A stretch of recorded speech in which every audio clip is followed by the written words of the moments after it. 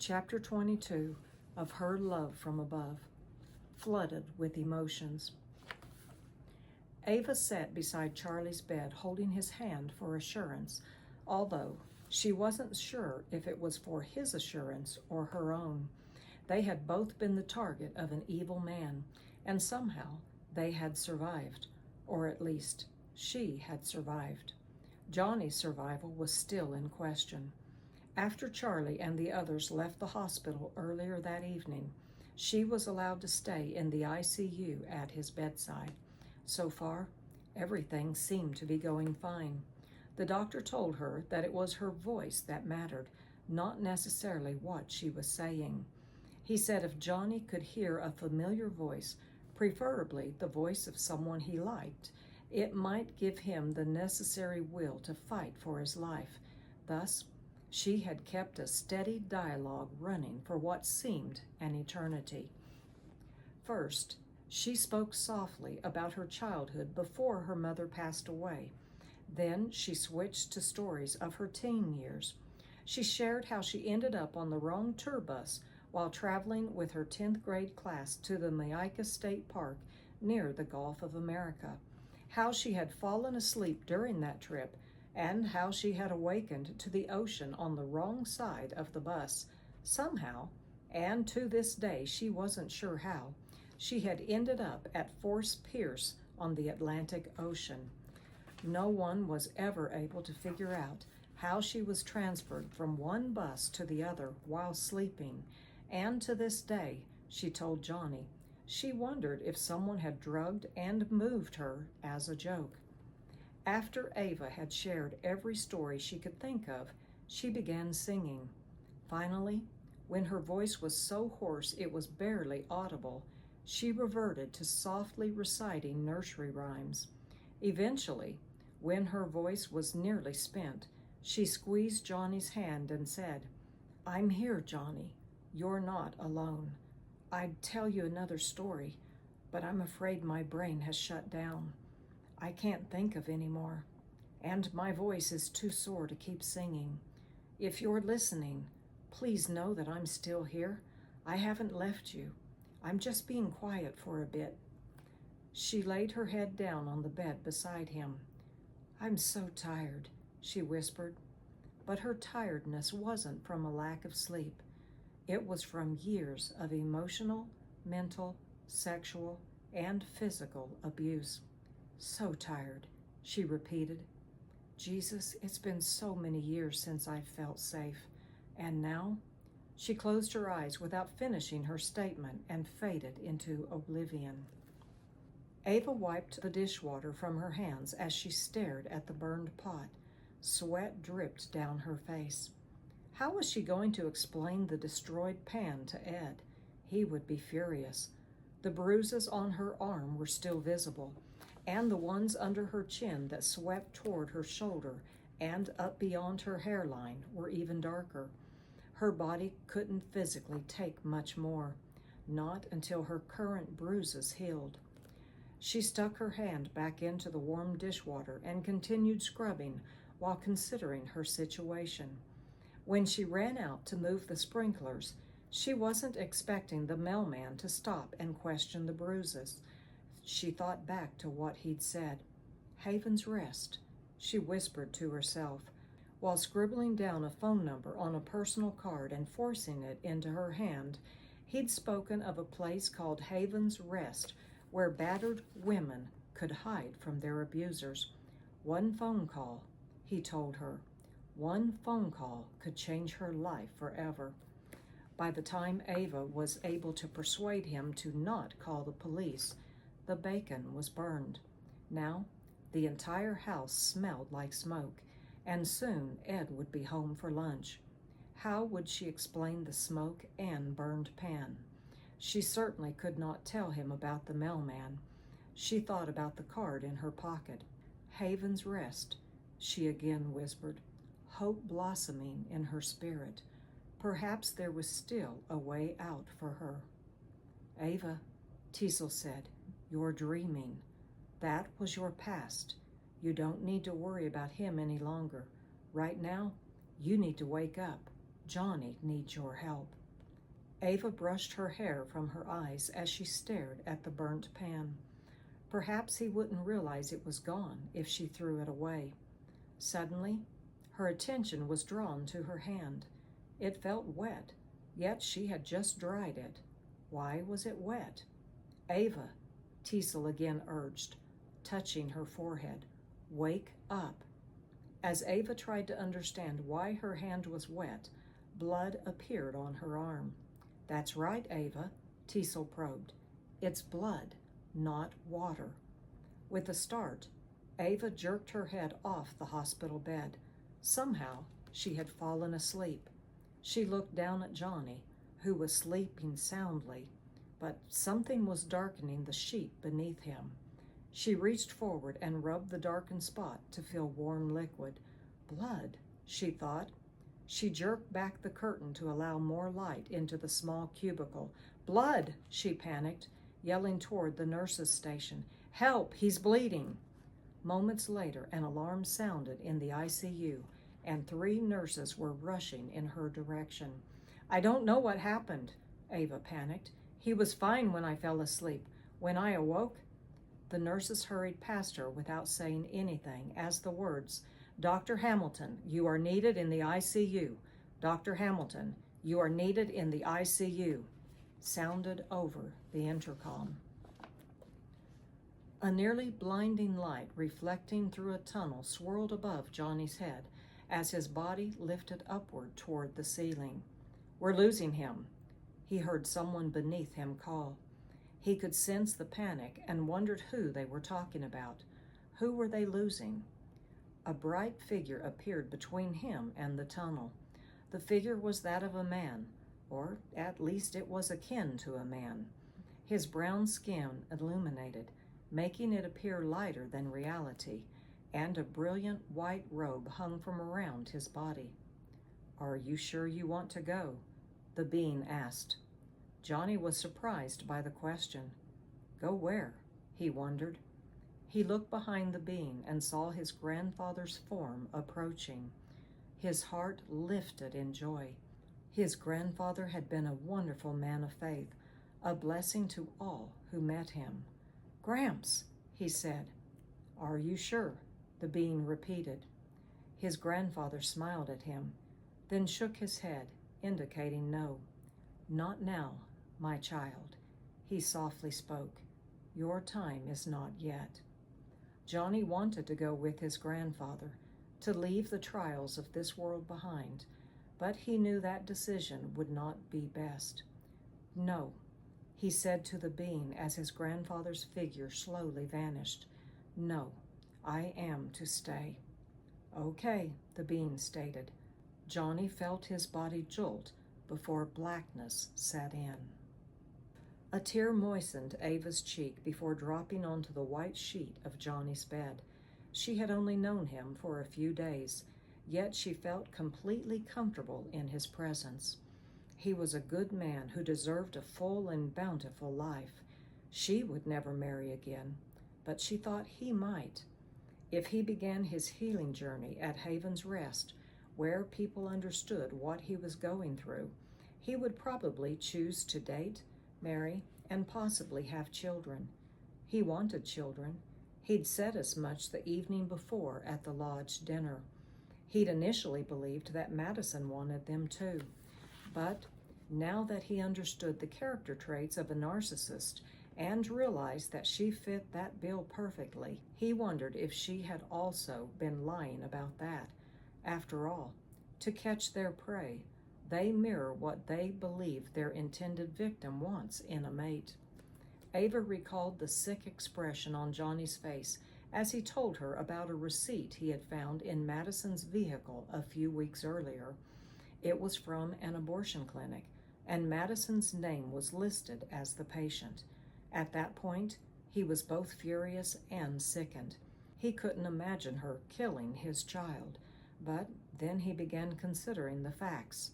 She had refused to sleep with him since the previous Christmas, so if she was pregnant, his calculations meant that the child had not been his unless the baby had been severely underweight. Madison had carried a few more pounds than usual, but not nearly enough to hide a nearly full-term pregnancy. When Johnny asked Madison about the receipt, she declared it was none of his business. It wasn't until he threatened to divorce her that she claimed the receipt was for a friend. She said the friend's husband was abusive, and her friend didn't want to bring a baby into an abusive situation. This friend, whose name she refused to give, used Madison's identity so her husband and family would never know what she had done. Madison was supposedly only the driver.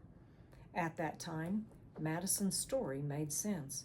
After all, how could she be pregnant when they had not been together in nearly a year? But when he voiced the details of the event to Ava, he began reconsidering his conclusion. With his altered perspective of her, he reassessed several recent happenings that Madison explained away with crazy excuses. Each occurrence made more sense if an affair had been added to the mix. He felt stupid. How could he have been so blind? He had accepted her explanation for those events at face value, but now, after learning that cheating on spouses was a common trait among narcissists, he was confident of his new conclusion. She was having another affair, despite her promise to never do it again, and that meant the receipt he found was hers, but the baby she killed was not his. Ava squeezed his hand tighter as she remembered the sickened expression on his face. "That does it," Ava recalled him declaring. "If she will kill someone else's baby, why wouldn't she kill mine? For that matter, how do I know she hasn't already killed my child? She's so selfish. She's made zillions of comments about babies costing money. One of her favorite pastimes is to degrade me by saying I don't make enough money to support a child." A bleep on the monitor somewhere in the ICU drew her attention back to the present, and she leaned forward and kissed Johnny's forehead. "You will be all right now," she told him. "They stopped the bleeding, so you can heal and continue with your life." A nearby light switched on, and when she glanced at her watch, she noted it was nearly 6 in the morning. She was exhausted, but Johnny was still alive. That had been one of the longest nights in her life, and after his emergency run to surgery, she had been afraid to close her eyes. Another bleed like that, and he would have left the world of the living for good. Once again, Ava brushed the hair from Johnny's face. She recalled him laughing about needing a haircut, but not having enough time due to his crazy work schedule. Her heart hurt. If she had met someone like him before she met Ed, she would probably be happily married with a house full of little ones running around her feet. She shuddered involuntarily. She'd wanted a child so badly, but Ed had blatantly refused the idea, claiming she had no business bringing a child into the world when she couldn't properly care for his needs, and he had insisted that she would make a horrible mother. When she lost her daughter after the beating, a freak pregnancy according to Ed, he claimed the loss was a sign from God that she would not be a good mother. Now, it was too late. She would never again have that chance. "You've got to stop thinking about him," Teasel urged as he moved to Ava's side. "Ed's in your past. You need to move forward. Many people have suffered because of evildoers, but like Johnny, you need to move forward. God still has a plan for your life. You are a brilliant, caring woman, and you have a lot to offer this world." Ava breathed deeply. She thought about her father and his unconditional love, her dear friend who assisted in her escape from Ed, Aunt Bobby Joe, who provided a place to flee, Jenny, who provided the means of escape, and the many other people she had known through the years who were decent folk who cared when others were hurt. They were not like her stepmom or husband. She could only manage a half smile. One day, those who wronged her so horribly would be a faint memory. Eventually, those memories would be replaced with good ones, and Ed would fade into oblivion. "You will never rule me again," she softly uttered. "You have no control over me." "That is correct, Ava," Teasel agreed. "They will never rule your body again, so why are you letting them reign in your thoughts? Move on. They aren't worthy of your time." Ava suddenly felt better. "Ed," she said in a barely audible voice, "you are dead to me."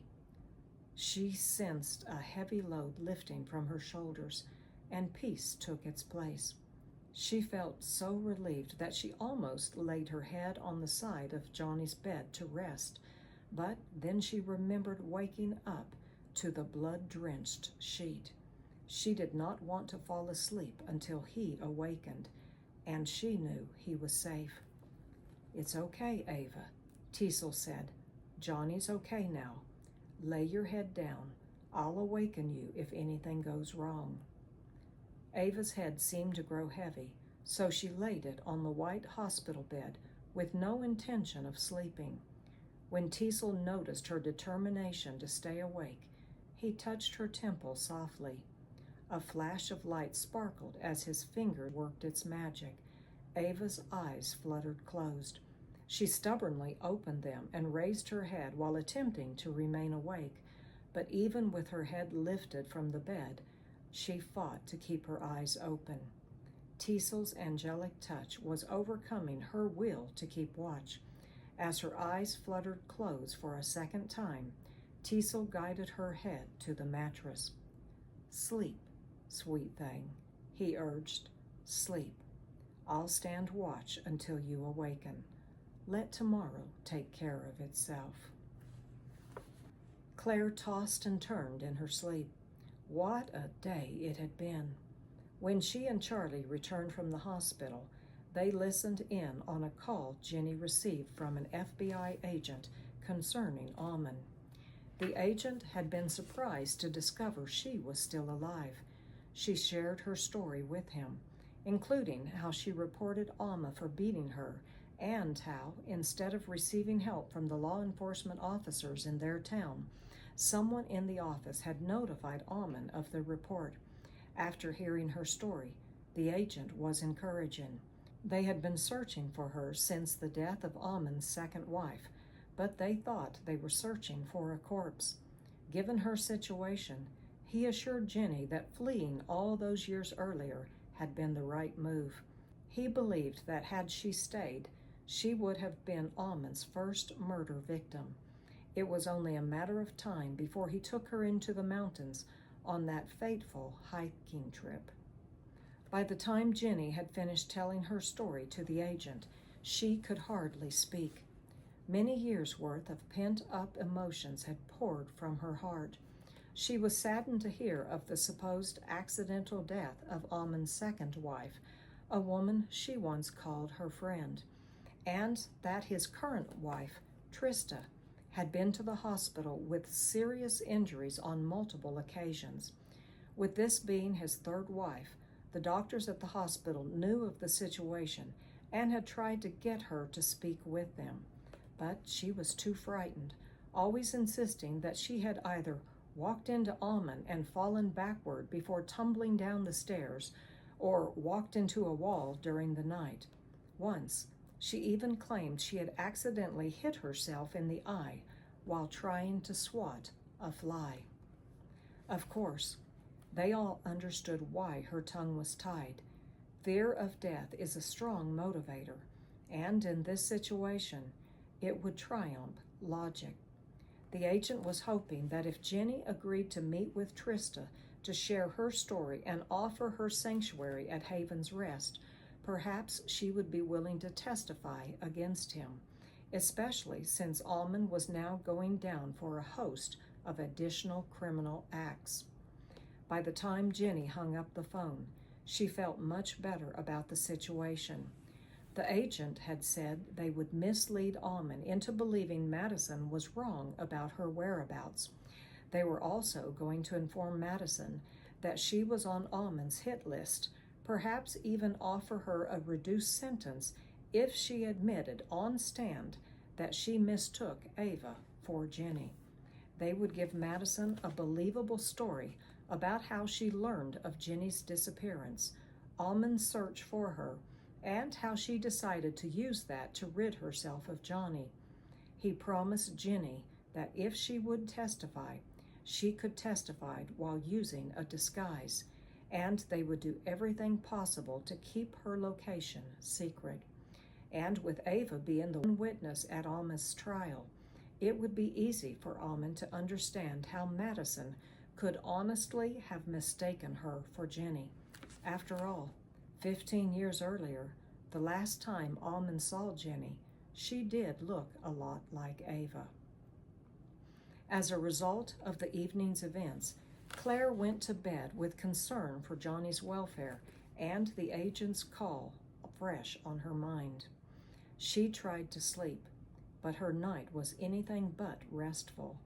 Memories of Auntie's silliness, generosity, and empathy, Paige's assumption that she would inherit the heirlooms and half of the property, and Madison's willingness to murder Johnny for wealth inundated her mind. She finally gave in and took a melatonin pill to help her sleep. An hour later, with sleep still evading her, she grabbed a second pill, something she had never done before. Within 30 minutes of the second sleep aid, she was out cold. Yet, still, as her body slept, her mind raced. She dreamed of dinosaurs running amok through the country, of deserted buildings being used as cover to help people hide and then escape from the great beasts, of an underground train from an abandoned theme park carrying people to safety, and of fixing dinner in a secret subway cavity for a crew of hungry survivors. Clare heard a cat's meow as it brushed against her ankle and momentarily wondered how it had managed to survive the dinosaurs. She brushed the cat aside, opened a door that led into a lower chamber where raw vegetables were stored, grabbed the stair railing, and began descending. The first stair boards creaked, frightening her because the enormous creatures now swarming the countryside could hear even the slightest sound. She slowed her pace to keep quiet. Clare heard another meow from the cat, so she paused to look for the small animal. A meowing cat was a surefire way to bring dinosaurs into their hideout. Perhaps one was already waiting for her in the lower chamber. She remained still for several minutes, but when she sensed no danger, she continued down the stairs and stepped onto the solid concrete floor. Without understanding why, Clare suddenly realized she was in Auntie's basement. Somehow, Auntie's house was miraculously transported to the middle of the dinosaur danger zone. She carefully examined her surroundings, but saw none of the dangerous creatures. With her heart racing wildly, she hurried toward the far corner where she stored the potatoes. But a few feet into the trek, she was abruptly halted as her foot stuck to something gluey. She tried to shake the something gluey off, but it refused to loosen. She bent down to peel off the sticky object, but instead of peeling it off, it stuck fast to her thumb. She stumbled forward a few inches before catching herself on the floor with her other hand. That was a mistake. Now, her second hand, thumb, fingers, and all were stuck to another sticky object. When she tried to free herself, an additional sticky something wrapped itself around the sleeve of her gown and held tight. She leaned over to grab the thing on her right hand with her left hand, and the two gluey items stuck together. While struggling to free herself, she tumbled forward, her gown now covered with sticky objects. She screamed, suddenly more frightened of the gluey things clinging to her body than the dinosaurs. In a panic, she turned and crawled toward the stairs, which only caused more sticky items to stick to her clothing and hands. Immediately upon reaching the bottom stair, the basement light flickered to life. "No, don't!" she cried. "The dinosaurs!" "Clare!" she heard a man's voice call down to her. It was Charlie, and he was coming to her rescue. "Go back," she pleaded. "They'll get you too." Charlie hurried down the stairs as Clare begged him to turn off the light and leave her to her fate. He frowned at her request. "The dinosaurs," she warned. "They can see the light. They will—" "Clare," Charlie said, shaking her body and gathering her long braid in one hand. "You're sleepwalking. You need to wake up." "The dinosaurs," she again cautioned. "They'll see the light." "Wake up, Clare," he demanded. One hand tried keeping her hair out of the mousetraps, while the other rubbed her cheek. "You're dreaming, babe. There are no dinosaurs." He shook her more fervently. "Wake up. You've made a mess of yourself." Two of the black mousetraps now clung to his shirt. "What?" she uttered, finally beginning to awaken from the nightmare. "You were sleepwalking. Someone put mousetraps all over Auntie's basement, and you're covered in them." "What?" She still didn't know where she was. "Just stay still until we figure out how to get these things off you." Clare squinted into the basement light and then glanced down to see gluey mousetraps covering her body. They were mainly stuck to her gown, but the ones clinging to her hands and shins would be a nightmare to remove. "Oh, Diddlebach," she moaned. "Who would do something like this?" "Don't move," Charlie again ordered. "You've got one in your hair. If you don't stop struggling, we'll have to shave your head bald." Clare froze. "Why did Auntie put these things down here?" "She didn't," a voice from the top of the stairs called. Jenny hurried down to examine the situation. "I was down here this afternoon getting potatoes. These are new." "Madison," Charlie spat. She took the cat collar. "I bet she had trouble catching little miss and put these down here hoping to trap her." Little miss would have struggled until she was dressed in them. "There's no way Madison would have gotten them off her," Clare protested. "All she wanted was the collar," Jenny reminded. "I don't think she intended to get them off the cat. She was probably planning to get the collar and kill the cat. Don't move. I'll get a pair of scissors so we can cut your gown off. You'll be bald if we try pulling it over your head." "That sounds like her," Charlie agreed, thinking of Madison. He looked at Jenny. "Do you know how to get these things off skin or hair?" "Nope," Jenny answered. "Not a clue. But I'll check online and see if there's some magic to it. Maybe someone else has done this and was gracious enough to share the results." Madison groaned as she rolled over in the lumpy hotel bed. After learning she'd been deceived about the collar and heirlooms, she decided to stay in a nearby town and consider her options. Perhaps her mother hadn't realized that she was the one who stole her suitcase. That's why she left the message giving her whereabouts on her mother's cell phone the evening before. Of course, she said nothing about the missing suitcase. If Paige questioned her about it, she would claim that Clare or one of the other residents must have stolen it. After all, Paige only wore designer clothing. Everyone there was probably jealous of her wardrobe. Madison would claim that a thief stole it after she left, making some anonymous person the scapegoat. Madison glanced at her cell phone. Rats, she thought, confused. The ranting message she left her mom claimed she could no longer deal with the abuse she was enduring at the hands of her uncle and Johnny. Therefore, she'd left during Tally's speech. She promised that she would return before the reading of the will, and she apologized for not answering her mother's calls, claiming that her mental state would not allow it.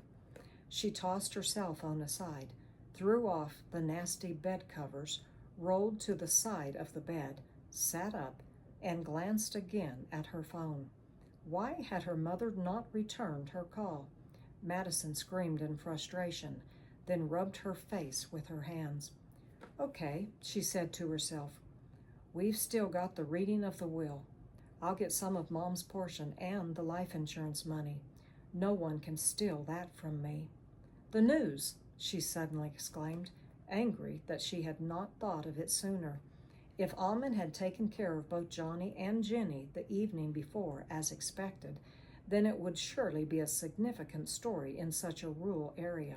She jumped from the bed, grabbed the remote control, and proceeded to scroll through the channels until she found a local news station. A weatherwoman was talking about a rainstorm that would move in later that evening. I don't need a blasted weather report, she yelled. I want the news. She continued listening as blips of upcoming clips were shown on the screen. One local resident was celebrating her 100th birthday with family members at Marty's Bar and Grill. A young girl was rescued from drowning by her border collie after she'd fallen into a neighbor's pool. Finally, a city council board member was retiring to fulfill his dream of traveling around the world. Madison threw her hands up to her ears and screamed. She didn't need to hear all the petty local happenings. She needed to know if Johnny was dead. His life insurance policy had only been worth $1 million until last year when she raised it to several million without his knowledge. But it was her last hope of being free from her mom and living her own life. She left the television turned on and headed for the bathroom. This is crazy, she told herself. Surely a murder would rank higher than someone's 100th birthday. She turned on the shower and patiently waited for the water to warm. Shot at Haven's Rest last night, she heard a man's voice say. She rushed from the bathroom and listened to the remainder of the story. He is currently in the hospital, but is expected to make a full recovery. No, she screeched. No! She picked up a vase and threw it at the television, smashing it and the screen into a dozen pieces. He can't live, she shrieked. He can't. He's my last hope. She dressed as quickly as possible, grabbed her belongings, and threw them inside her suitcase. She heard the water of the shower running, but didn't have time to turn it off. The maid could do that when she came to clean the room. After all, that was her job. And she had a disguise to create and an injured husband to murder. Hospital near me, she typed into her cell phone. There was only one hospital in the vicinity of Haven's Rest, so she decided it was her target. She would purchase a wig, some cheap clothes, shoes, and then visit the hospital. But how would she kill Johnny? As she jumped into her vehicle and started the engine, she saw an auto shop on the corner across from the hotel. Jogging her memory, she recalled watching a detective show where the husband killed his wife with antifreeze. Maybe that was what she should do. She could buy a syringe at the drugstore, fill it with antifreeze or gasoline, and inject it into Johnny's IV catheter. Which would be best, she wondered, antifreeze or gasoline? Why don't you look it up? Arden suggested. She pulled up a second screen on her phone and typed, Does gas in a vein kill a person? After reading for a while, she decided that perhaps gas wasn't the better option. It didn't always kill the victim, and the smell would overwhelm most rooms. As soon as anyone walked in, they would know what had happened. Antifreeze, she decided, would be the better choice. She typed, Will antifreeze in the veins kill a person quickly? She then glanced through an article describing the suffering and pain someone endures if antifreeze is injected into their veins and decided that it was definitely the best choice. There would be no smell, and it would be a painful way to die. After making her life so miserable for so long, including having an open affair with Jenny in front of her relatives, she decided that Johnny deserved everything he got. He deserved to suffer.